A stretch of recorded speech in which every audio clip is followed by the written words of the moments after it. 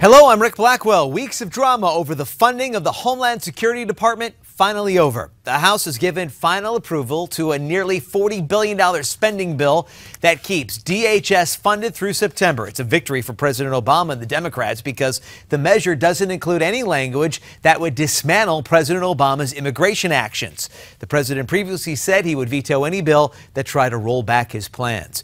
Meanwhile, the president shrugs off Israeli Prime Minister Benjamin Netanyahu's address to Congress.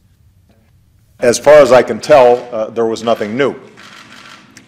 The Prime Minister, I think, appropriately pointed out that the bond between the United States and America is unbreakable, and on that point, I thoroughly agree.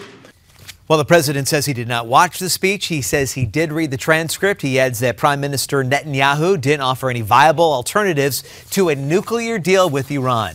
A visibly upset House Minority Leader Nancy Pelosi calls Netanyahu's speech an insult to the intelligence of the U.S. In a statement, she says she was near tears throughout the entire speech. Some 50 Democrats boycotted the prime minister's speech.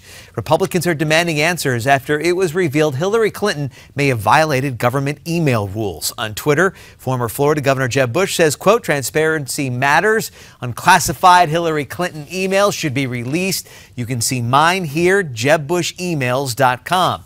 Now, this comes after a spokesman insists Hillary Clinton did nothing wrong by using a private email account instead of a secure government address during her 4 years as the Secretary of State. That's according to a New York Times report. It's raising questions about security and record keeping. Clinton recently handed over thousands of pages of emails from the account. Email accounts factored into the undoing of former CIA Director David Petraeus. And now the Justice Department says he will plead guilty to a federal charge involving the mishandling of classified documents. The retired four-star general allegedly shared the information with his mistress, who was also writing his biography. Previously, Petraeus had denied giving out any information. Also, the Justice Department accuses the Ferguson, Missouri Police Department of racial bias. The DOJ alleges, quote, sweeping patterns of discrimination within the police department. This follows the August shooting death of Michael Brown by a Ferguson police officer. That officer was cleared of any wrongdoing, but the shooting sparked months of sometimes violent protests.